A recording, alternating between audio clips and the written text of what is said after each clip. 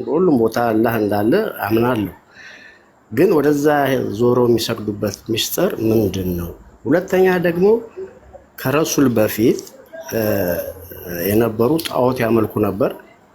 ያን የሚያመልኩትን ጣዖት ምልክት ይዘው ካባ ላይ አስቀምጠውና ሀጂ ሲሄዱ ሲዞሩ ካባውን የሚስሙት ነገር አለ።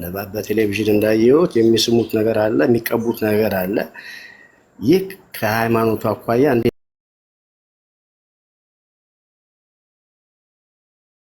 ሰው ቢሞት ወድቆ ቢሞት ተገፋፍተው ቢወድቁ ወደ ጀነት ይገባል የሚል አስተምሮም አለ። በመጨረሻ ደግሞ አያይዘህ የምትመልስልኝ ስለ ክርስቶስ ነው፣ ስለ ኢሳ ሱረቱ መርየም ላይ ቁጥሩን ላስታውሰው አልችልም፣ ከዚህ በፊት የሰማሁት ነው። የሰላም አለቃ ነኝ ይላል ኢሳ። ሰላም በእኔ ላይ ነው፣ የሰላም አለቃ ነኝ ይላል እና የሰላም አለቃ ከሆነ የሰው ልጅ የሰላም አለቃ ሊሆን አይችልም። የመላእክት ወይም ደግሞ የአምላክ ባህሪ ከሌለው በስተቀር ሰላምን የሚያመጣው ፈጣሪ ነው። እና እነዚህን እስቲ አያይዘህ መልስልኝ ወንድሜ። የሰላም አለቃ ነኝ አይደለም የሚለው የአላህ ሰላም በእኔ ላይ ይሁን፣ የአላህ ሰላም በእርሱ ላይ እንዲሆን እየተማጸነ እየለመነ ነው። ወሰላሙ ዐለይየ የውመ ወሊድቱ ወየውመ አሙቱ ወየውመ ኡብዐሱ ሐያ ነው የሚለው። በተወለድኩም ጊዜ በምሞትም ጊዜ በምነሳም ጊዜ የአላህ ሰላም በእኔ ላይ ይሁን እያለ አምላኩን እየተማጸነ ነው።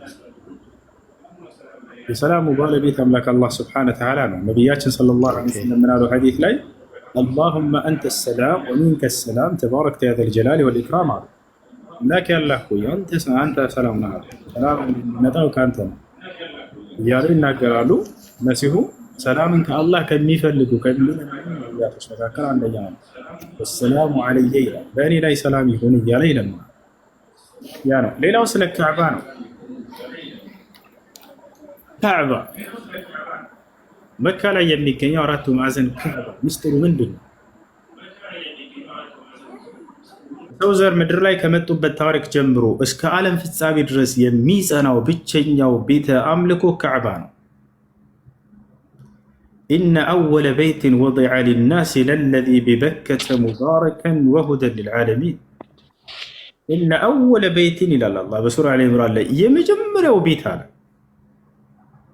ወዲዐ ሊናስ ለሰዎች የተሰራው የተቀመጠው ሰው ሲል ጊዜ የመጀመሪያው ሰው ማን ነው? አደም ነው። ከአዳም ጀምሮ የነበረ ቤት ነው። የሚደንቅ ቤት ተመልከቱ። እስከ መቼ ድረስ ነው የሚጸናው? እስከ ዘመኑ ፍጻሜ ድረስ፣ እስከ የውመል ቂያማ ድረስ ይጸናል። አይደንቅም? እስከዚያ ድረስ ማንም አያፈርሰው። የነቢያችን ሰለላሁ ዐለይሂ ወሰለም እውነተኛነታቸው የሚያረጋግጠው አንደኛው ይሄ ቃላቸው ነው። ምን አሉ? ይህም ቤት ማንም አያፈርሰውም አሉ። ከተናገሩበት ጊዜ ጀምሮ እስካሁን እንደተጠበቀ እሳቸውን ሐሰተኛ ለማድረግ ሂደው እንደው ከሃዲያኖች ከየትም ከዓለም ተሰባስበው ሄደው ቢያፈርሱ ሐሰተኛ ያደርጋቸው ነበር። ነገር ግን እሳቸው እውነተኛ መሆናቸውን የሚያረጋግጥ ነገር ነው። እስከ ዓለም ፍጻሜ ድረስ ማንም አያፈርሰውም አሉ። እስከ መቼ ድረስ? ከቂያማ ምልክቶች፣ አስርቱ የቂያማ ምልክቶች ከነዚያ መካከል የዘመኑ ፍጻሜ ላይ የዛኔ ብቻ ይፈርሳል ብለው ተናግረዋል። የህዲሙ ልካዕባ ረጅሉ ሚን አልሐበሻ ዙ አሱቀተይን አው ከማ ቃለ ነቢ ሰለላሁ ዐለይሂ ወሰለም። የዓለም ፍጻሜ ጊዜ ነው። የዛኔ የሚፈርሰው ለምንድን ነው ከተባለ የዛኔ ከአገልግሎት ውጭ ይሆናል። ያ ማለት በምድር ላይ አማኞች አይኖሩም። ቂያማ ሊቆም ነው፣ የመጨረሻው ጊዜ ላይ ነው። የዛኔ ወደ ካዕባ አቅጣጫ ዞሮ የሚሰግድ አይኖርም፣ ሐጅም የሚያደርግ አይኖርም። ከሃዲያን ብቻ ከሆኑ ምድር ላይ የሚቀሩት የዛኔ ይፈርሳል። እስከዚያ ድረስ ግን ሙስሊሞች በምድር ላይ እስካሉ ድረስ ይጸናል፣ ያ ቤት ይኖራል አሉ ነቢ ሰለላሁ ዐለይሂ ወሰለም። እና መቼ ነው የተሰራው? ገና መጀመሪያ ሰዎች ምድር ላይ ሲመጡ። ዓላማው ምንድን ነው የተሰራበት? ተመልከቱ። መላእክቶች ከኛ በፊት ተፈጥረዋል፣ በሰማይ ላይ ይኖራሉ፣ ለጌታቸው ለአላህ ስብሐነሁ ወተዓላ ይገዛሉ። ለእነርሱ ቤተ አምልኮ አላቸው፣ አቅጣጫ አላቸው። የት ይገኛል? ሰባተኛው ሰማይ ላይ። ማን ይባላል ስሙ? በይተል ማዕሙር ይባላል። ወደዚያ መላእክቶች እየሄዱ ወደዚያ ቤተ አምልኮ ይሰግዳሉ፣ በዚያም ውስጥ ይሰግዳሉ። ይሄን ለመላእክቶች ያወጣውን ህግ አምላክ አላህ ሱብሓነሁ ወተዓላ ምድር ሰዎችን ማዘዘ። ገና ሰው መጀመሪያ ምድር ላይ ሲመጣ አዳም ከእርሱ መምጣት ጋር አስነስቶ ይዛኔ ተሰራ። በሰማይ ያለውን ህግ በምድር ላይ ያደርግ ዘንድ ማለት ነው። ለመላእክቶች ያወጣውን ህግ በምድር ላይ ይሆን ዘንድ ሰዎች ሶላትን በሚሰግዱ ጊዜ ወደ ተዘበራረቀ ቦታ እንዳይሰግዱ ወደ አንድ አቅጣጫ ዞሮ ይሰግዱ ዘንድ ያንን ምልክት አደረገላቸው። ምንድነው እሱ? አቅጣጫ። ልብ በሉ፣ ምንድነው? አቅጣጫ እንጂ ሌላ አይደለም። ይታቻል አይደል? እንደዚያ ብሎ ተነግሯል ወይ በቁርአን ላይ? አዎ አላህ ሱብሓነሁ ወተዓላ አቅጣጫ ብቻ እንደሆነ ይገልጽልናል። ፈወሊ ወጅሀከ ሸጥረል መስጂዲል ሐራም አለ። ሶላትን በምትሰግድ ጊዜ ፊትህን ወደ ካዕባ አቅጣጫ ዙረህ ስገድ አለ። አቅጣጫ እንጂ ሌላ አይደለም። ይህን ካዕባ ኢብራሂም ዓለይሂ ሰላም እና ኢስማዒል በጊዜያቸው እንዲያድሱት ታዘዋል። አምላክ አላህ ሱብሓነሁ ወተዓላ ቃል ኪዳን ይዞባቸዋል። በሱረቱል በቀራ ላይ ሲናገር ምን አለ? ወዐሂድና ኢላ ኢብራሂመ ወኢስማዒል አን ጠሂራ በይቲየ ሊጣኢፊነ ወልዓኪፊነ ወሩክዕ ሱጁድ አለ። ወደ አብርሃምና ወደ ልጁ ወደ ኢስማዒልም ቃል ኪዳንን ያዝኩኝ ያለ አምላክ አላህ። የምን ቃል ኪዳን? ያንን ቤተ አምልኮ ሂዳችሁ አጽዱ፣ ስሩ በማለት ለምን? ለሁለት ዓላማ። አንደኛ ሊጣኢፊነ ጠዋፍ ለሚያደርጉ ለሚዞሩ ወይም ሐጅን ለሚሰሩ ሰዎች፣ ሁለተኛ ደግሞ አልቃኢሚን በዚህ አቅጣጫ ዞሮ ለሚሰግዱ ሰዎች። ለሁለት ዓላማ የተሰራ ነው። በአምላክ ትእዛዝ የተሰራ ነው። በሁለት ታላላቅ ነቢያቶች እጅ የተሰራ ነው። አዛዡ አምላክ ነው። የሰሩት ታላላቅ ሁለት ነቢያት የተሰራበት ሁለት ዓላማ ባጭሩ ይሄ ነው። ካዕባ እርሱም የእስልምና መሰረቶች የሆኑትን ሁለቱን መፈጸሚያ፣ አንደኛ ሐጅ፣ ሁለተኛ ደግሞ የሶላት አቅጣጫ። ለዚህ እዚያ ጋር የሚስሙት ነገር አለ ወይ ከተባለ ወደሚስሙት ነገር እንምጣ። ምን ይባላል? ሐጀሩል አስወድ ይባላል። የሚቀቡትስ የሚስሙት የሚቀቡት አለ። በቴሌቪዥን ስናይ የሆነች ክብ ነገር አለች። እሷን ይስሟታል፣ ይተሻሿታል። ያቺ ምንድን ነች? ስለሷ ለነገር ሐጀሩል አስወድ ትባላለች። ሐጀሩል አስወድ እንደገና ደግሞ ይሄ ልጨርስልህና ትቀጥላለህ። ስለሷ ድንጋይ ሚስጥር ልንገራችሁ። አብርሃም ከልጁ ከኢስማኤል ጋር እየሰራ ነው። አብርሃም ከልጁ ከኢስማኤል ጋር ናቸው። ያን ካዕባን መሰረቱን አንስታቸው ስሩ ብሏቸው የርፈዑ ኢብራሂም ልቀዋዒደ ሚን ልበይት ወኢስማዒል የካዕባን የቤቱን መሰረት አብርሃምና ልጁ ኢስማኤል አንስተው መሰረቱን በሰሩ ጊዜ ቶችዋል።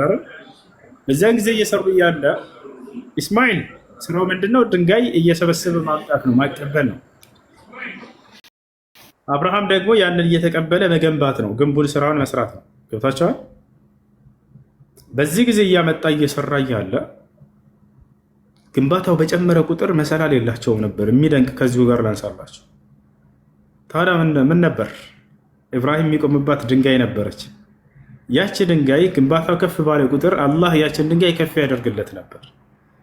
የእግሩ ፋና እስካሁን ድረስ እንዳለ ታውቃላችሁ። የእግሩ ፋና ኢብራሂም ዓለይሂ ሰላም የቆመበት የሰራበት የእግሩ ፋና በድንጋዩ ላይ አለ። አላህ በቁርአን ላይ ይጠቅሰዋል። ወተኺዙ ሚን መቃሚ ኢብራሂም ሙሰላ ይላል። ከአብርሃም መቆሚያም ስር መስገጃ ቦታን ያዙ ይላል። ኑ ላሳያችሁ አንዴ። የአብርሃም የእግሩ ፋና እስካሁን ድረስ ያቺ አብርሃም ካዕባ ሲሰራ ጊዜ የነበረችው የእግሩ ፋና የወጣበት እስካሁን ድረስ አለ። መቃሙ ኢብራሂም ኑ ላሳያችሁ። ይታያቸዋል። ይሄ የሁለት እግር ፋና ይሄ የሁለት እግሩ ፋና እዚች ውስጥ ይገኛል። ካዕባ ስር እችን አይታችኋታል አይደለ? በዚህ ተከልላለችው እቺ መቃሙ ኢብራሂም በቁርአን ላይ ሁሉ ተጠቅሳለች። አብርሃም ካዕባን በሰራ ጊዜ እዚህ ቆሞ ሲሰራ ጊዜ አላህ ይሄንን ልክ እንደ መሰላል ከፍ ሲያደርግለት ያናችን የሁለት የእግሮቹ ፋናዎች ናቸው። እነዚህ የአብርሃም የእግሮቹ ፋና እስካሁን ድረስ ተቀምጧል። እስካሁን ድረስ አለ። እስከ ዘመኑ ፍጻሜ ድረስ ይኖራል። ይሄ አብርሃም ፋና ታች አለ አይደል? ይሄ መቃሙ ኢብራሂም ይባላል። እዚች የተከለለችው ውስጥ ታገኙታላችሁ። ያተች ውስጥ ማለት ነው። እና አብርሃም እና ኢስማኤል እየሰሩ እያለ አብርሃም እንግዲህ ጠዋፍ በሚያደርጉ ጊዜ ሰዎች ካዕባን ሲዞሩ 7 ጊዜ ነው የሚዞረው። አብርሃምን አላህ ሱብሓነሁ ወተዓላ ወልየጠወፉ ቢልበይት አልዓቲቅ ብሎታል። ካዕባን ሰርተህ ሲጨርስ ሰዎች በዚህ በጥንታዊ ቤት ይዞሩ ብሎታል። የዛኔ አንድ ብለው ሲጀምሩና ሲያጠናቅቁ ሲጨርሱ የሚለዩበት የሆነ አንድ ምልክት አስፈለገ። በዚህ ጊዜ አብርሃም ምን አለው ልጁን ኢስማኤልን፣ ኢስማኤል ሆይ እስካሁን ስታመጣ ከነበረው ድንጋይ ለየት ያለ ድንጋይ አምጣ፣ ኮርነር ላይ ጠርዙ ላይ እናደርጋትና ሰዎች የሚጀምሩበትና የሚጨርሱበት ምልክት የምትሆን አለው። እየፈለገ ባለበት ጊዜ አላህ ሱብሓነሁ ወተዓላ ከሰማይ መላእክቶችን ላከ። ከጀነት ድንጋይን ይዛችሁ ውረዱ አላቸው። ነጭ ድንጋይ ነዘለ ሐጀሩል አስወድ ሚነል ጀና ካነ አሸዱ በያደን ሚነል ለበን ፈሰወደትሁ ኸጣያ በኑ አደም አሉ ነቢ ሰለላሁ ዐለይሂ ወሰለም። ከጀነት ነው መላእክቶች ይዘው ወረዱ። ከዛ ኢብራሂምን ሰጡት መላእክቶቹ። ልጅህን እስማኤልን አትፈልግ በለው ምልክት የምትሆን ድንጋይ አላህ ልኮልሃልና ኢስማኤል ሆይ አትፈልግ ድንጋይን ተው በቃ አሉ። ከአምላክ ዘንድ መጥቶልኛል። ያችን ኮርነር ላይ ያስቀመጣት ምልክት እንድትሆን። ሰው ዛሬ ካዕባ ሂዶ ሐጅና ዑምራ ሲያደርግ ጠዋፍ ሲያደርግ አንድ ብሎ ከእርሷ ይጀምራል። 7 ጊዜ እንደጨረሰ ማጠናቀቁን በእሱ ያረጋግጣል። ምልክት ነች። ልክ ሲጨርስ ጊዜ ከቻለ ቢስም መልካም። አይ አልሰማም ካለስ መብቱ ነው ወይ? መብቱ ነው። አለመሳም ይችላል። አለመሳም ይችላል፣ መብቱ ነው። ተቅቢል ሐጀሩል አስወድ ሱና እንጂ ግዴታ አይደለም። ልክ ለምሳሌ ሰውየው ዋጅብ ሶላት 5 አውቃት ሶላት አለ አይደለ? ሱና ሶላት አለ። ቢሰግድ ሱና አጅር ያገኛል። ባይሰግድ ደግሞ አይቀጣበትም። ለምን አልሰገድክም አይባልም። ሐጀሩል አስወድም በሐጅና በዑምራ ጊዜ ያለው ቦታ ይሄ ነው፣ ሱና ነው። ለምንድነው የምትስሙት ከተባለ ከሐጁ ስነ ስርዓት መካከል አንዱ ስለሆነ አምላክ በነቢያት በኩል ይሄን ሲያዛቸው ጊዜ ይሰሩት ስለነበር ነው። አምላክ በነቢያት በኩል ያዘዘውን ትእዛዝ መፈጸም ይህ አምልኮ ይባላል። ያን አምልኮ የምንሰራው ግን ለዚያ ለፈጣሪ ትእዛዝ እንጂ ያንን ድንጋዩን አይደለም የምንሰራለት ወይም እርሱን አይደለም።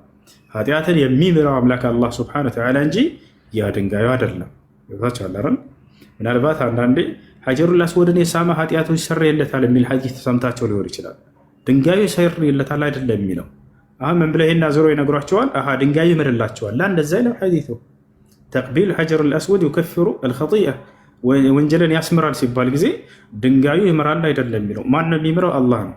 ለምን? ይሄን ትእዛዝ ስለፈጸመ ከሐጅና ከዑምራ ስነ ስርዓቶች መካከል አንደኛው ነው እና የሚምረው ማን ነው? አላህ ሱብሓነሁ ወተዓላ ነው።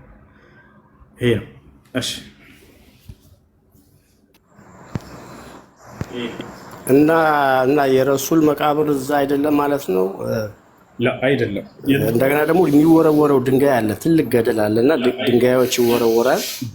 ያስ ድንጋይ ሚስጥር ምንድን ነው? ዳቢሎስ እዛ ነው ወይ የወደቀው? እዛ ነው ወይ ያለው? በጣም ጥሩ ጥያቄ። እሺ ነቢያችን ሰለላሁ ዐለይሂ ወሰለም ቀብራቸው ያለው ካዕባ ውስጥ የሚመስለው ሰው አለ። የነቢያችን ሰለላሁ ዐለይሂ ወሰለም ቀብር ያለው መካ አይደለም፣ ሲጀምር መዲና ነው ያለው። የት ውስጥ ነው የተቀበሩ ከተባለ ቤታቸው ውስጥ ነው የተቀበሩት። ቤታቸው ውስጥ ነው የተቀበሩት። ታሪኩ ረዘም ይላል። ምናልባት ላውራችሁ ሁለቱንም ልመልስለትና የእርሳቸውን የመጨረሻውን ነግራቸዋለሁ። እና ያለው ባጭሩ ካዕባ ውስጥ የለም። የነቢያችን ሰለላሁ ዐለይሂ ወሰለም ቀብር እዛ ውስጥ የለም። ቤታቸው ውስጥ መዲና ነው የተቀበሩት። ሁለተኛው ጥያቄው ምንድን ነው?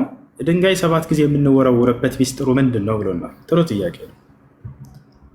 ለምንድን ነው ድንጋይ የምንወረውረው? ተራራው ላይ ጀምሮ ነቢዩላህ ኢብራሂም ዓለይሂ ሰላም ልጅህን እስማኤልን ሂደህ በዚህ ተራራ ላይ ሰዋ እረድ በተባለ ጊዜ ልጁን እስማኤልን ይዞ እየወጣ እያለ ሰይጣን ተገለጠለት። ሰይጣን ተገለጠ። ለነቢያት እየተገለጠ ለመፈተን ይጋረጣል። ሰይጣን ተገለጠና የወሰውሰው ጀመር። አብርሃም አንድ ልጅህን ታርዳለህ? በስተርጅና ያገኘኸውን ብቸኛ ልጅህን የመጀመሪያ ልጁን እስማኤል አንድ ልጅህን እረር ተብሏል አይደለ? አንድ ልጅህን ታርዳለህ? ዘርህ ተቋረጠ ማለት እኮ ነው ይለዋል። እያችሁ የአምላክን ትእዛዝ እንዳይፈጽም ወደኋላ ሊያደርገው ነው። ዘሬ ሊቋረጥ ነው ካረድኩ ማለት ነው ብሎ እንዲመለስ ነው። ኢብራሂም ግን መልስ አልሰጠውም። ዘወር አለና 7 ጠጠሮችን እያነሳ በዚያ በተራራ ላይ ወረወረበት። ሰይጣን ሄደ። አያችሁ እኛም ዛሬ በነቢያቶች መንገድ ላይ እንድንሆን ዘንድ ኢብራሂም አንስቶ ሰይጣንን በወረወረበት በዛችው ቦታ ላይ የኢብራሂም ዓለይሂ ሰላምን መንገድ በመከተል 7 ጊዜ ጠጠር ወርውሮ የሚል ህግ ወጣ። ያ ነው ከኢብራሂም ጋር የተያያዘው። ኢብራሂም ዓለይሂ ሰላም እርሳቸው ናቸው ይህን ስራ ያደረጉት።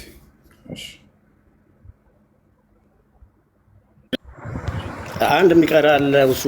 እዛ ሲዞሩ ካዕባውን በሚዞሩ ጊዜ በመገፋፋት ብዙ ሰዎች ይሞታሉና በየዓመቱ እነዛ ሰዎች ቀጥታ ወደ ጀነት ነው የሚገቡት። ከእስላም አስተምሮ ጋር ስሰማ ቀጥታ ጀነት እንደሚገቡ ይናገራሉና ሰዎቹ። ስለዚህ ሲያስተያየው ሀጅ እያደረገ የሞተ ሰው የጀነት ነው የሚል የለም። እዛ አይደለም። ያ ሰው በሚነሳ ጊዜ በነቢያችን ሰለላሁ ዐለይሂ ወሰለም ጊዜ አንድ ሰው ሀጅ እያደረገ ሞተ። ግመሉ እንትን አለት አደናቀፋትና ተከርብቶ ሞተ። ሰውየው እንዳለ ቅበሩት አሉ ነብዩ ሰለላሁ ዐለይሂ ወሰለም። ወኢነሁ ለዩብዐሱ የውመል ቂያመቲ ሙለቢየን አሉ። ይህ ሰው ነገ የትንሣኤ ቀን ልክ ባለበት ሁኔታ ለበይክ አላሁመ ለበይክ እያለ ይነሳልን ብለው ተናገሩ እንጂ የጀነት ነው የሚል ቃል ምናምን እንደዚያ ሰው አልተናገሩም። ስለዚህ ሀጅ እያደረገ የሞተ የጀነት ነው የሚል የለም። ነገር ግን ሀጅ ያደረገ ሰው ምንድን ነው? አምላክ አላህ ሱብሓነሁ ወተዓላ ሶላት በመስገዳችን ጾም በመጾማችን የሚሰጠን ምንዳ አለ አይደለ? ሐጅ ያደረገስ ምንዳው ተገልጿል ወይ? አዎ ተገልጿል። ነቢያችን ሰለላሁ ዐለይሂ ወሰለም ሐዲስ ላይ ምን አሉ? መን ሐጀ ፈለም የርፉት ወለም የፍሱቅ ረጀዐ ከአነማ ወለደትሁ ኡሙሁ አሉ። ሐጅ ያደረገ ሰው ክፉ ቃልን ያላደረገና ያልሰራ ይህ ሰውዬ ልክ እናቱ እንደወለደችው ሕፃን ሆኖ ይመለሳል ከዚህ አሉ። ኃጢአቱን አላህ ሙሉ በሙሉ ይምርለታል ማለት ነው። ገብቷችኋል? በሌላ ሐዲስ ላይ ነቢያችን ሰለላሁ ዐለይሂ ወሰለም ምን አሉ? አልሐጁል መብሩር ለይሰ ለሁ ጀዛእ ኢለል ጀና አሉ።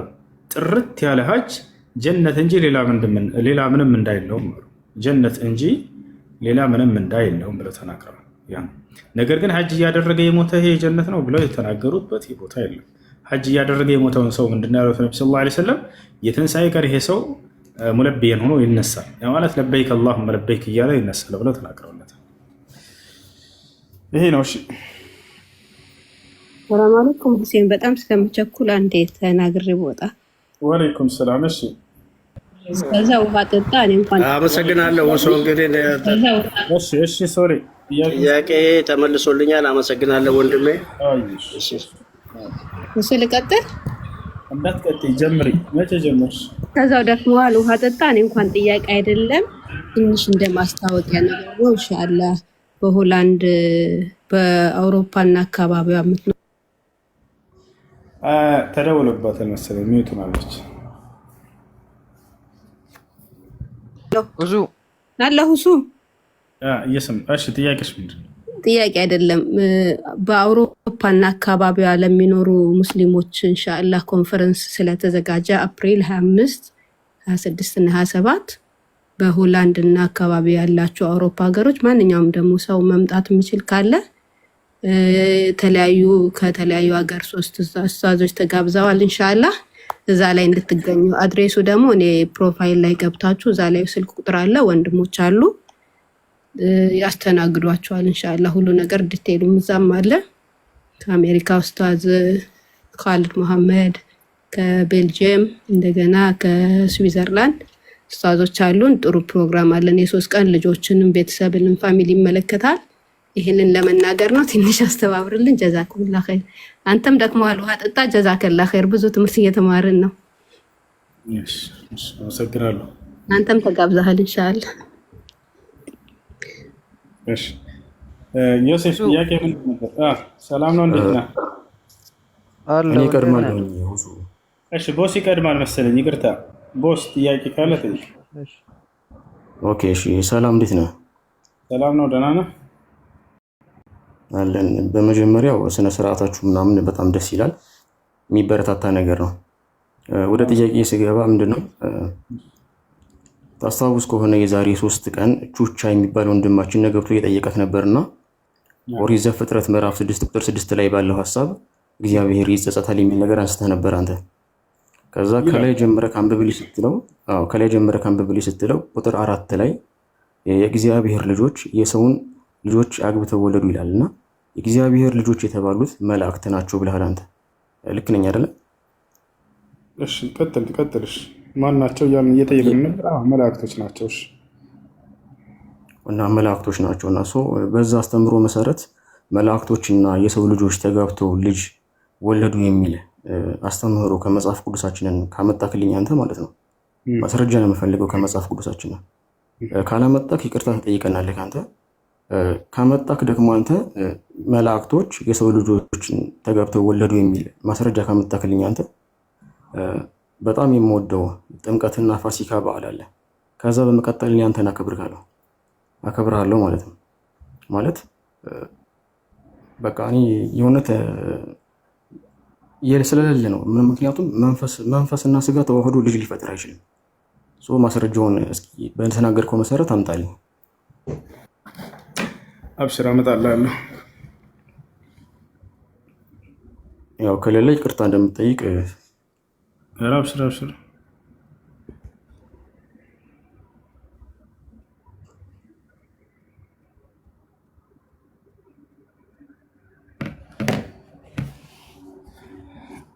ያውና መጽሐፈ ኩፋሌ ምዕራፍ 6 ቁጥር 9 ምን ይላል? የአዳም ልጆች በዓለም ሁሉ ይበዙ ዘንድ በጀመሩ ጊዜ እንዲህ ሆነ፣ ሴቶች ልጆች ተወለዱላቸው። የእግዚአብሔር መላእክትም በዚህ ኢዮቤልዩ በአንዲቱ ዓመት እነዚህን አዩአቸው ይላል። የአዳም ልጆች እነዚያ ላዩአቸው መልካሞች ናቸውና ከመረጧቸው ሁሉ ሚስት ሊሆኗቸው አገቧቸው፣ ወንዶች ልጆችንም ወለዱላቸው። እነዚህም ረአይት ናቸው ይላል። ያ ሰላም መላእክቶች ከአዳም ልጆች አግብተው ወለዱ። እስኪ ላንብበው አንድ ጊዜ አድርግልኝ። ያው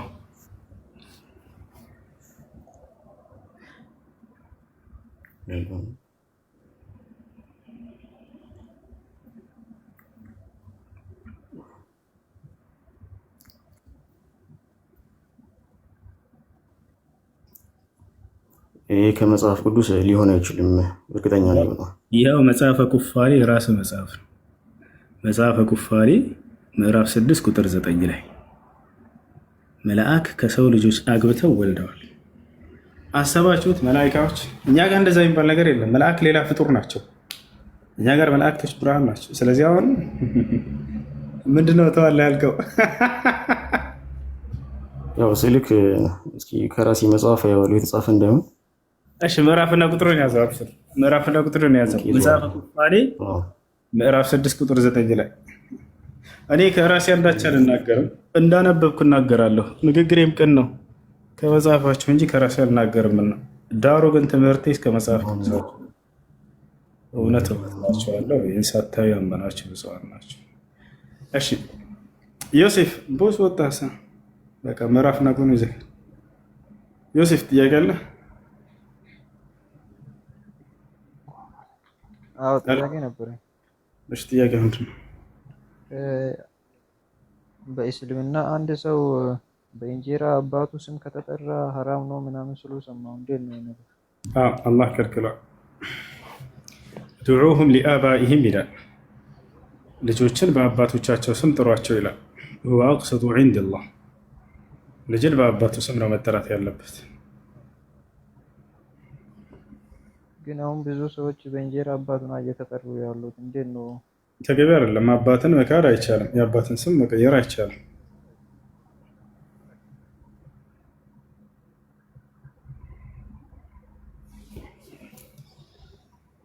የአባትን ስም መቀየር ተገቢ አይደለም። ሌላ ጥያቄ ነበረ። ከዚህ በፊት የሆነ ነገር ስትናገር ሰማሁና ምን አልከኝ? ሌላ ጥያቄ ምንድን ነው?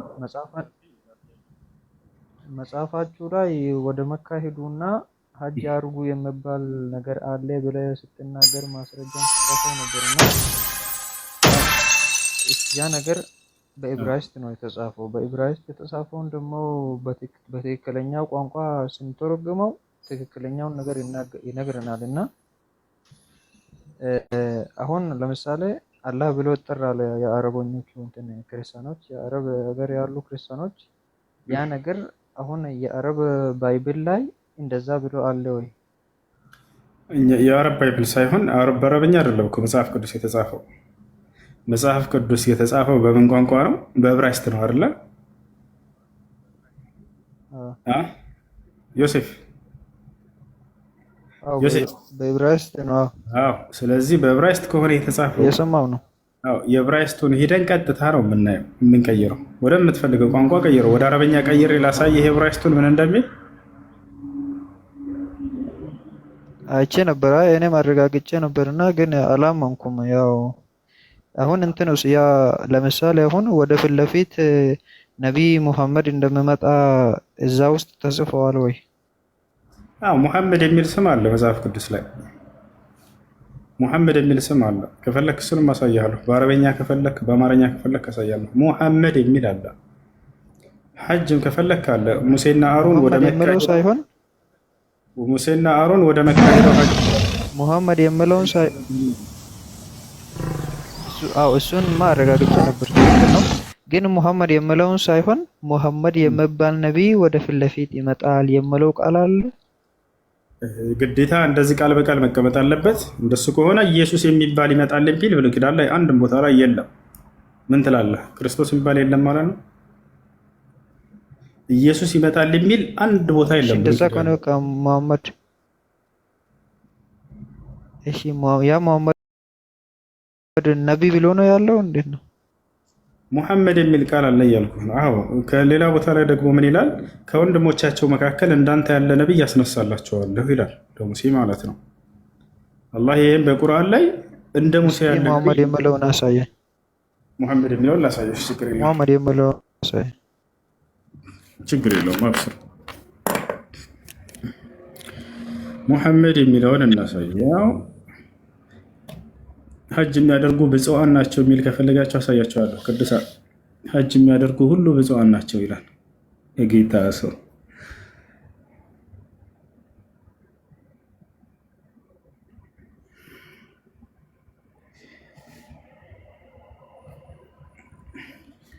እሺ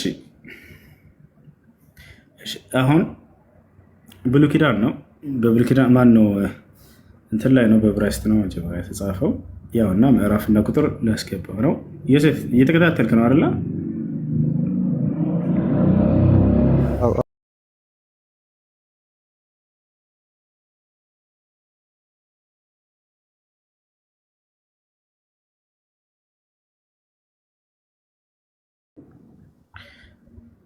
አሁን ቀጥታ ሂብሩ የሚለው ላይ እንገባለን። እዚህ ጋር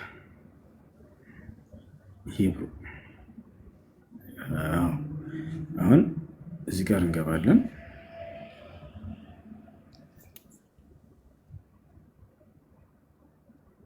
አሁን እዚህ ጋር እያለ ወደ አማርኛ እንቀይረው።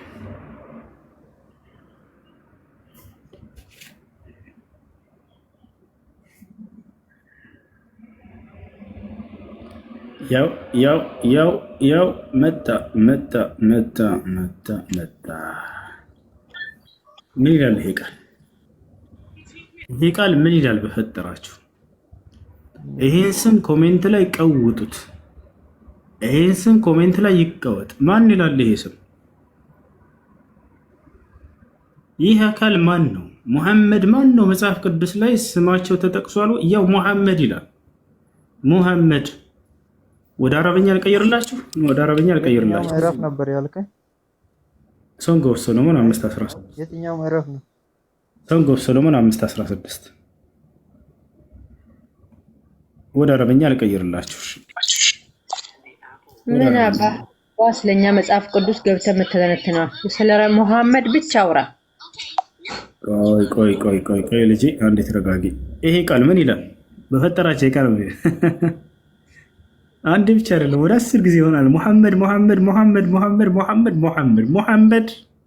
ይታያቸዋል። የተባለውን ንገረን፣ አስረዳ። ስለኛ መጽሐፍ ቅዱስ እኛ ስርዓት አውሪ። ስለ ነቢያችን ሰለላሁ ዐለይሂ ወሰለም በስርዓት አውሩ። እኔን ስደቡ። እኔን እንደፈለጋችሁ ከፍ አድርጋችሁ ተናገሩ። እኔን ስደቡ። እኔን እንደተናገሩ ድምጻችሁን ከፍ አድርጉ። እሱ ይሄ እኮ የኢትዮጵያ መጽሐፍ ቅዱስ ወይም የኢትዮጵያ ኦርቶዶክስ የሚጠቀምበት መጽሐፍ ቅዱስ ሳይሆን እስራኤሎች የሚጠቀሙበት የዕብራይስጥ መጽሐፍ። እኛ በዛ የምንተዳደረው በኢትዮጵያ መጽሐፍ ቅዱስ አማርኛውን ነው። ከዛ ላይ ጥቅሱን ንገረን፣ እኛም እንማርበታለን። የኢትዮጵያ ኦርቶዶክስ ሚዘናና አስረዳ።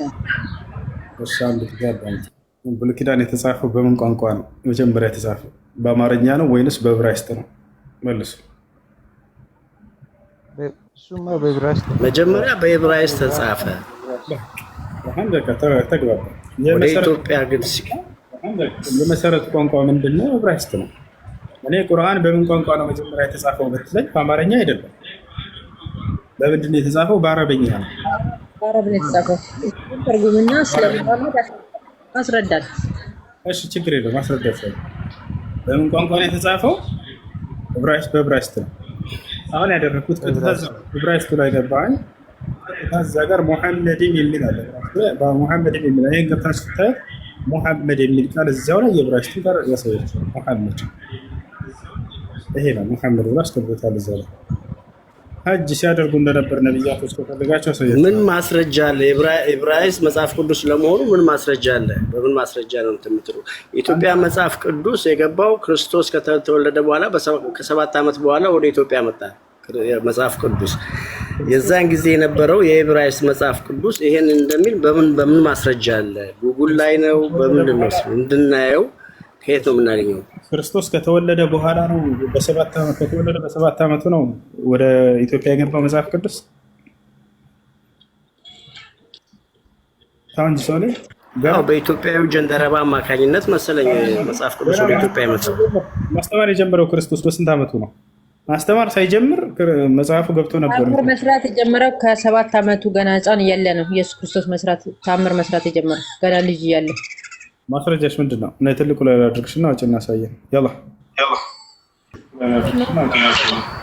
አቆጣጠራችንን ለዛ ነው 7 ዓመት ወደኋላ የሆነው ክርስቶስ ከተወለደበት ጊዜ ጀምሮ 7 ዓመት ወደኋላ ሌት የሆነው ተአምር መስራት የጀመረው በ7 ዓመት ነው ብላናለች። አውጭ እናሳየን። መጽሐፍ ቅዱስ ላይ እንደዛ የሚላለ ክርስቶስ ተአምር መስራት የጀመረው እንደ እስልምና ገና እንደተወለደ ነው። ገና በማህፀን እያለ በእመቤታችን ቅድስት ድንግል ማርያም እያለ ነው ተአምር መስራት የጀመረው። አንዴ በ7 ዓመት ነው ብለሽ ነበር። አሁን ደግሞ ቀነሽውና ገና በማህፀን ውስጥ እያለ ነው። እሺ ጋር እንደዛ አይደለም። ክርስቶስ እንደ መጽሐፍ ቅዱስ ለመጀመሪያ ጊዜ ተአምር መስራት የጀመረው እሱ አስጨርሰኝ እስቲ እሱ አስጨርሰኝ። እሺ ትጨርሳለህ። ክርስቶስ ኢየሱስ እንደ መጽሐፍ ቅዱስ ማስተማር የጀመረው ማን ነው? ተአምር መስራት የጀመረው በስንት ዓመቱ ነው? ከ33 ዓመቱ በኋላ ማስተማር። እሺ መልስሻለሁ። እሺ አንዴ እና ተአምር ክርስቶስ እንደ መጽሐፍ ቅዱስ የጀመረው ለመጀመሪያ ጊዜ የሰራው ተአምር ምንድን ነው? መቼ ነው ከተባለ ማስተማር ከጀመረበት ጊዜ በኋላ ነው። እሱም ለመጀመሪያ ጊዜ የሰራው ተአምር ምንድን ነው? ኢየሱስ ክርስቶስ እንደ መጽሐፍ ቅዱስ መጠጥ መስራት ነው። መጠጥ መስራት፣ ሰርግ ተጠርቶ ታስታውሻለሽ አይደል? ኤልሳ ጋር ስትሄድ ገና ማህፀኗ ውስጥ እያለች ሆዷ ውስጥ ሰገደ ይላል። ከዛ ጀምሮ ተአምር እኮ አይደለም። ስለ ተአምር ከእኔ መጽሐፍ ቅዱስ ላይ ማስረጃ ለምን አላሳይሽም? ለመጀመሪያ ጊዜ የሰራው ተአምር ኢየሱስ ክርስቶስ ሰርግ ተጠርቶ ሄዶ ነው አይደለ? የዛኔ ወደ መጠጥ ሰርቶ ሰጣቸው። ላሳይሽ። ኢየሱስ ክርስቶስ ለመጀመሪያ ጊዜ የሰራው ተአምር አታስረዳንም? የኢየሱስ ክርስቶስ የሙሐመድን ለምን አታስረዳኝም? እናንተ እኮ ናችሁ ስለ ክርስቶስ የጀመራችሁልኝ ነው ላስረዳችሁ እንጂ እኔማ የጠየቃችሁኝን ብቻ እየመለስኩላችሁ ነበር። በራሳችሁ ጊዜ ወጣችሁ። አሁን የኢየሱስ ክርስቶስ የመጀመሪያው ተአምር ዮሐንስ ወንጌል ምዕራፍ 2 ከቁጥር 1 ይገኛል። ያው እና እዚህ ጋር በሶስተኛውም ቀን በገሊላ ቃና ሰርግ ነበረ። የኢየሱስም እናት በዚያ ነበረች። ኢየሱስም ደግሞ ደቀ መዛሙርቱም ወደ ሰርጉ ታደሙ ይላል። ሰርግ ተጠርቶ ሄደ ኢየሱስ ክርስቶስ ከደቀ መዛሙርቱ ጋር፣ ማርያምም እዚያው አለች። እሺ እንቀጥል። የወይን ጠጅም ባለቀ ጊዜ የኢየሱስ እናት የወይን ጠጅ እኮ የላቸውም አለችው። ኢየሱስም አንቺ ሴት ከአንቺ ጋር ምን አለኝ? ጊዜ ግን አልደረሰም አላት። እናቱም ለአገልጋዮቹ የሚላቸውን ሁሉ አድርጎ አለቻቸው። አይሁድም እንደሚያደርጉት የማንጻት ልማት 6 የድንጋይ ጋኖች በዚያ ተቀምጠው ነበር። አውቃለሁ፣ ውሃውን ወደ ወይን ተቀየረው። ተረጋጊ እንጂ እኮ። እሺ በቃ እዚህ ጋር ምን ይላል መሰለሽ? ታሪኩን ካወቅሽው ኢየሱስ ክርስቶስ ለመጀመሪያ ጊዜ ያደረገው ተአምር ይሄ ነው። ያው እና እዚህ ጋር ምን ይላል መጨረሻ ላይ ቁጥር 11 ኢየሱስ ይህን የምልክቶች መጀመሪያ የተአምራት ወይንም የምልክቶች መጀመሪያ በገሊላ ቃና አደረገ፣ ክብሩንም ገለጸ፣ ደቀ መዛሙርቱም በእርሱ አመኑ ይላል። ስለዚህ የመጀመሪያ የሰራው ተአምር ኢየሱስ ክርስቶስ ወይነ ጠጅ መስራት ነው። እንዳም ሰርቶ የሰጣቸው ወይነ ጠጅ አስካሪ ወይነ ጠጅ ነበረ። እና አሁን ምንድነው የተፈጠረው ታዲያ? ኢየሱስ ክርስቶስ የሰራው ተአምር አንቺ በ7 ዓመት ነው ያልሽው ስህተት ነው። ያው መጀመሪያ ጊዜ የሰራው ተአምር ይሄ ነው እያልኩሽ ነው። ወይነ ጠጅ የዛኔ ከ33 ዓመት አስተምሮ በኋላ የዛኔ ነው የሰራው። እሺ ዮሴፍ ጥያቄ ምንድነው? ገና ዛሬ መግባቴ ነው። ሙሐመድ በ6 ዓመት ያገቡትን ነገር አስረዳኝ ብቻ። ይሄን ብቻ ነው ማወቅ ፈልገው። ጥያቄ እንዲህ ይላል። እሺ ዮሴፍ ቀጥል። ጥያቄ ምንድነው? አሁን በቃ እኔ ከዚህም በፊት አይቼ ነበር። እሺ አሁን ማስረጃ ሁሉ አለ ኢየሱስ መልአክ መሆኑን። ግን እኔ አሁን ዝም ብዬ በቃ ከእግዚአብሔር በቀር ምንም አምላክ የለም ብዬ እሱም ብቻ ይዤ ብሄድ ምንድን ነው? እንዴት ይታያል ይሄ ነገር በእምነታችሁ? ይኸውልህ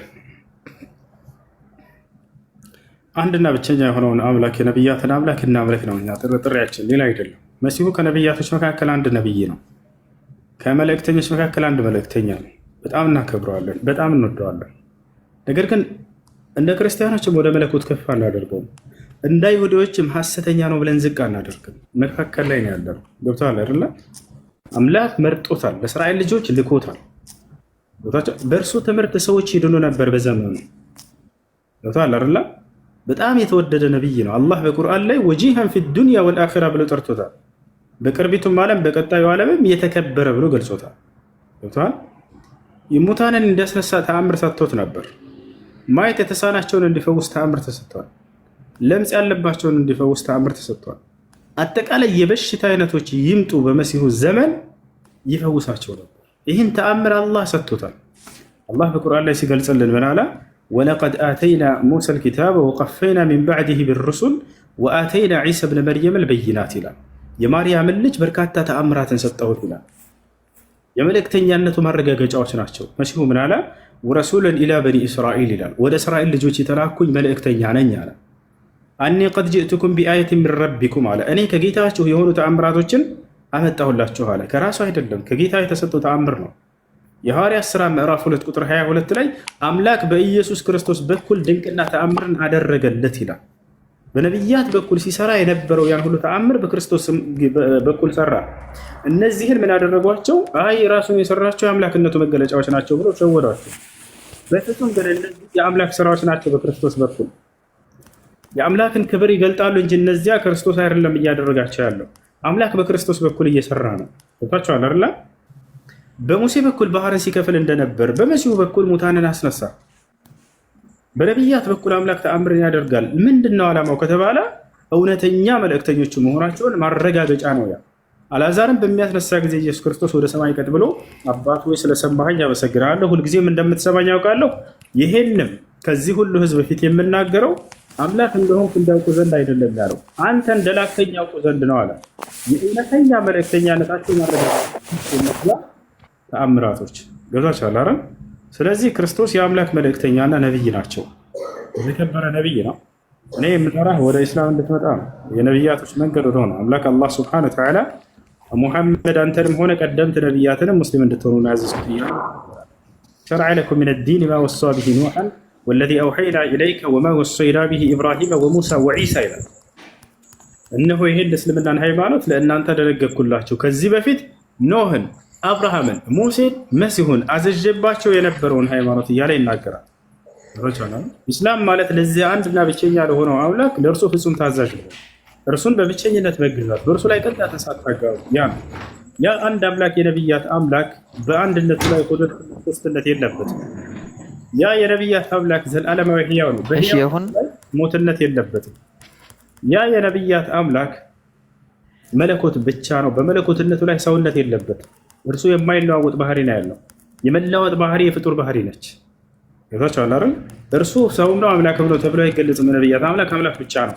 መጽሐፍ ቅዱስም ላይ አነ ረቡ ላ አተገየር ይላል። እኔ አምላክ ነኝ አልለዋወጥም ይላል። የመለዋወጥ ባህሪ የለውም እርሱ። ያ አንድ አምላክ ጌታ ብቻ ነው። በጌትነቱ ላይ ባርነት የለበትም። አምላክ ጌታ ነው ባሪያም ነው ተብሎ አይገለጽም በፍጹም። ያ አንድ አምላክ ኃያልና አሸናፊ ነው። በኃያልነቱ በአሸናፊነቱ ላይ ተሸናፊነት የለበትም። የፈጠራቸው ደካማ ፍጥረታቶች እርሱን ሊገድሉት፣ ሊሰቅሉት፣ ሊቀብሩት በፍጹም አይችሉም። በፍጹም እርሱንም አያዩትም፣ አይደርሱበትም ነው። ማንም ሊቀርበው በማይችል ብርሃን ይኖራል። አንድም ሰው እንኳን አላየውም፣ ሊያየውም አይቻለውም ተብሎ ነው የተገለጸው። ዮሐንስ ወንጌል ምዕራፍ 1 ቁጥር 19 አካባቢ ላይ ምን ይላል? እሺ አሁን እሱ ያየው አንድም ሰው እንኳን የለም እያለ ይናገራል። እሺ ቀጥል። አሁን በእናንተ እምነት አንድ ሰው አላህ በብቸነት የሚመለክ አምላክ ነው፣ ሙሐመድ ደግሞ የሱ መልእክተኛ ነው ብላችሁ ካመናችሁ ጀነትን ታገኛላችሁ። አሁን እኔ ደግሞ እግዚአብሔር በብቸኝነት የሚመለክ አምላክ እሱ ብቻ ነው እና ኢየሱስ የሱ መልእክተኛ ነው ብዬ ካመንኩ የዘላለምን ሕይወት አገኛለሁ ወይ? ኦኬ በመጀመሪያ ክርስቶስ በዘመኑ የተላከ መልእክተኛ ነው ብለን ማመን ግዴታ ነው በእኛም ላይ። ነገር ግን የመጨረሻውን ዘመንም ነቢይ ማመን ግዴታ ነው። አንድ ሰው ተነስቶ አይሁዲዎች እኛ የሙሴን መልእክተኛነት እናምናለን፣ አምላክ እግዚአብሔር አንድ ነው ቢሉ መሲሁን እስካልተቀበሉ ድረስ የፈለገ ቢሆን መንግስተ ሰማያትን አያገኙም። አየህ እንዲያምነናል እኮ በሙሴ ቢሉ አይሆንም፣ አይሰራም። አንድ ነብይ ጥሎ አንድ ነብይ መካድ አይቻልም። እዚህ ነው አይሁዶች ከሃዲ የሆኑት። መሲሁን በመካዳቸው ብቻ አማኝ ያስብላል፣ ከሃዲ ያስብላቸዋል። ወቢኩፍሪሂም ወቀውሊሂም ዐላ መርየም ቡህታነን ዐዚማ ይላል። አምላክ ዘንድ አንድ ህግና ስርዓት አለው። አንድ ነብይ ብትክድ ሁሉንም ነብያት ብታምን ዋጋ የለህም ማለት ነብያቶቹ የሁላቸውን ነብይነት መቀበል ግዴታ ወጣል አይደል? ያ ነው እና የእርሳቸውን ነብይነት እስካላመነ ድረስ ሰውየው መንግስተ ሰማያትን አያገኝም። አላህ በቁርአን ይላል ቁል ኢን ኩንቱም ቱሒቡነ አላህ ፈተቢዑኒ፣ ሙሐመድ ሆይ ለሰዎች እንዲህ ብለህ ንገራቸው አላህን የምትወዱ ከሆናችሁ እኔን ተከተሉኝ በላቸው። አንተን ይከተሉ፣ አንተን ሲከተሉ የኔን ውዴታ ያገኛሉ አለ። ይህን ቃል በመሲሁ በኩልም እንደተናገረለት ማለት ነው። ገብቶሃል አይደል? ምን ይላል? እኔ ህይወትም መንገድም እውነትም ነኝ፣ ያለ እኔ በቀር ማንም ወደ አብ የሚሄድ የለም ይላል አይደል? ወደ አብ አድራሽ ነው። ያለ እርሱ ማንም ሰው መሄድ አይችልም ነበር በዘመኑ። በክርስቶስ ነቢይነት ካላመኑ የክርስቶስን መንገድ ካልተከተሉ ሰዎች በዘመኑ ማንም ሰው ወደ አምላክ የሚሄድ የለም ነበር። አሁንም በዚህ ዘመን ላይ ምን አለ አላህ? ወደ እኔ ሰዎች መምጣት ሲፈልጉ በአንተ ነቢይነት ማመን አለባቸው፣ በአንተ ነው ማለፍ ያለባቸው እያለ ይናገራል። በሙሴ ዘመን ልክ እንዲሁ፣ በአብርሃም ዘመን ልክ እንዲሁ እነዚያ የወረደውን ህግና ስርዓት እስካላመና ያን ነቢይ እንደ ነቢይ አምኖ እስካልተከተለ ድረስ በፍጹም የአምላክን መንገድ ሊያገኝ አይችልም። እና ይህ ከመሲሁ በኋላ ለዓለም ህዝብ የተላኩት ነቢይ እርሳቸው ናቸው።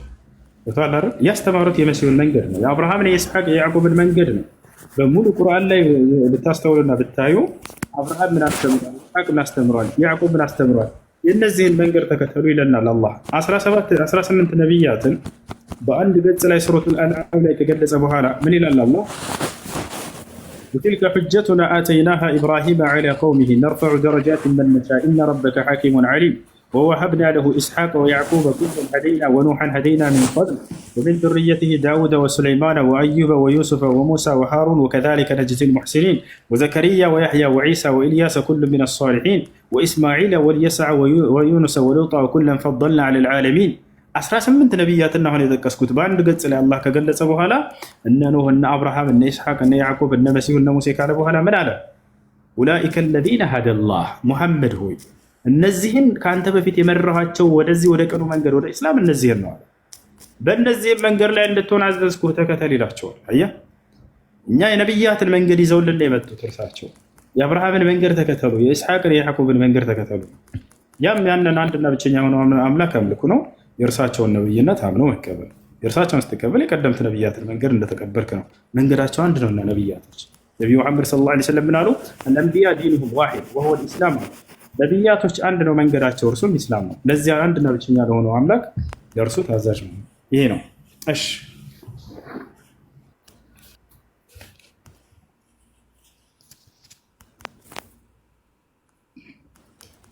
በጣም አመሰግናለሁ። በቃ እሺ፣ አሁንም አነባለሁ። በደንብ እያነበብኩ ነው። እኔ አንተም መከተል ከጀመርኩ ጊዜ ጀምሮ በደንብ እያነበብኩ ነው።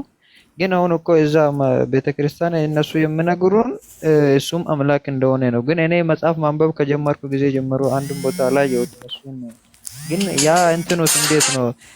እኔና አብ አንድ ነን የምለው ነገር እንዴት ነው? እሺ ችግር የለውም። እኔና አብ አንድ ነን፣ እኔና አብ አንድ ነን የሚለው በመለኮት ነው ብለው ይነግሯቸዋል። ላ ክርስቶስ ራሱን አምላክ አድርጎ ያውቃል። ክርስቶስ አምላክ እንዳለው ነው ያስተማረው።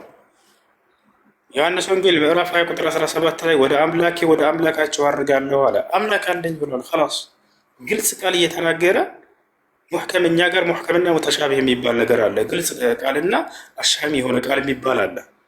ግልጽ ከሆነው ቃልና ከአሻሚው ቃል የትኛውን ነው የምትይዘው? ግልጽ የሆነው የተቀመጠው ይባላል አይደል? ግልጽ ቃል እዚህ ጋር እኔ አምላክ አለኝ ብሎ እየተናገረ ሌላ ቦታ ላይ እኔ አብ አንድ ነን ብሏል። እኔ ከአብርሃም በፊት አለሁ ብሏል። እኔ ላይ አብራየ ብሏል። ስለዚህ ይህ አምላክ ያደርገዋል ብሎ ሙተሻቢ የሆኑ ቃላቶችን ፈልገው አምላክ ለማድረግ የሚሄዱበት መንገድ ይሄን አላህ በቁርአን ላይ ጠቅሷል። እዚያ በልባቸው ውስጥ በሽታ ያለባቸው ሰዎች ከግልጽ ቃል ይልቅ ተመሳሳይ የሆኑ ሙተሻቢ የሆኑችን ለቅመው እነዚያን ይወስዳሉ አለ። በግልጽ እኔ አምላክ አለኝ እያለ ዮሐንስ ወንጌል ምዕራፍ 20 ቁጥር 17 ወደ አምላኬ ወደ አምላካቸው አድርጋለሁኝ አለ። ዮሐንስ ወንጌል ምዕራፍ 17 ቁጥር 3 ላይ ኢየሱስ ክርስቶስ ወደ ሰማይ ቀጥ ብሎ አባት ሆይ አንተ አለ አንድና ብቸኛ እውነተኛ ሆነ ከአምላክ ነህ አለ። እንዲሁም የላከውን ኢየሱስ ክርስቶስን ያውቁ ዘንድ ይህች ነች የዘላለማዊ ሕይወት አለ። ይህ የዘላለማዊ ሕይወት በምን እንደሚገኝ ተናገረ። አንድና ብቸኛ እውነተኛ አምላክ አንተ ነህ ብሎ እየገለጸ አንተም ጭምር ነህ ብሎ ክርስቶስን መናገር ይሄ መካድ ነው። እሱ ብትወዱኝስ ትእዛዜን ትጠብቃላችሁ ነው ያለው። ትእዛዙ ያን አንድና ብቸኛ የሆነውን አምላክ እንድታምኑ እርሱ እንድታመልኩ ነው። እርሱ ደግሞ የዚያ መልእክተኛና ነቢይ መሆኑን ማስተማር። ኤፌሶን ምዕራፍ 1 ቁጥር 3 ኤፌሶን ምዕራፍ 1 ቁጥር 17 ላይ የኢየሱስ ክርስቶስ አምላክ ይባረክ ይላል። የኢየሱስ ክርስቶስ አምላክ አለው እያለ አንተ እሱ ራሱ አምላክ ነው ጭምር ከእርሱ ጋር ይሄ አስኬድም። እንደዚህ አምላክ አንድ ነው፣ በአንድነቱ ላይ ሁለትነት የለም፣ አያጋራም። ክብሩን አሳልፎ ለማንም አይሰጥም። ይወርሳል። ያ ክርስቶስ የእርሱ መልእክተኛና ነቢይ ናቸው። ይሄ ነው። ታዲያ እኔና አብ አንድ ነን ሲል ምን ማለት ነው? ታዲያ እንደዛ ካልሆነ ከተባለ አሁዱን ማንበብ አለብን። እዚያ ላይ ስለሆነ አንድነት እያወራ ነው። የምን አንድነት ነው ከተባለ ምን ይላል እዚያ ጋር? እነዚህ ሐዋርያቶችን የሚጠብቃቸው እርሱ እንደሆነ ይናገራል። ቀድሞ አብ እንደሚጠብቃቸውም ይናገራል። የሚጠብቃቸውም አብ ነውና እኔም እጠብቃቸዋለሁና እኔና አብ አንድ ነንና እያለ ይናገራል። ሐዋርያቶችን በመጠበቅ ረገድ አንድ ናቸው ነው ባጭሩ። አምላክ ይጠብቃል አማኞችን አይደለ? ከአምላክ በታች ማን ነው የሚጠብቃቸው ቢባል ያ ከአምላክ ዘንድ የተላከው እንዲጠብቃቸው የተላከው ያ መልእክተኛ ነው። በምን ይጠብቃቸዋል? በትምህርቱ ይጠብቃቸዋል፣ ወደ ስህተት መንገድ እንዳይሄዱ ይታል አይደለ? ስለዚህ አውዱ ላይ ስናነባው አንድነቱ እያወራ ያለው ስለመጠበቅ ረገድ ነው። አማኞችን ምዕመናኖችን አምላክ የሚጠብቃቸዋል። ከአምላክ ዘንድ ተወክሎ የተላከ ያ መልእክተኛና ነቢይም በትምህርቱ ይጠብቃቸዋል። ስለዚያ ነው እየተናገረ ያለው ማለት ነው። ይሄን አብ አንድ ነን የሚለው እንደዚያ ነው። እሺ አመሰግናለሁ። በቃ አሁንም እኔም በደንብ እያነበብኩ ነው። ጥያቄ ሲኖረኝ እየመጣሁ እጠይቃለሁ።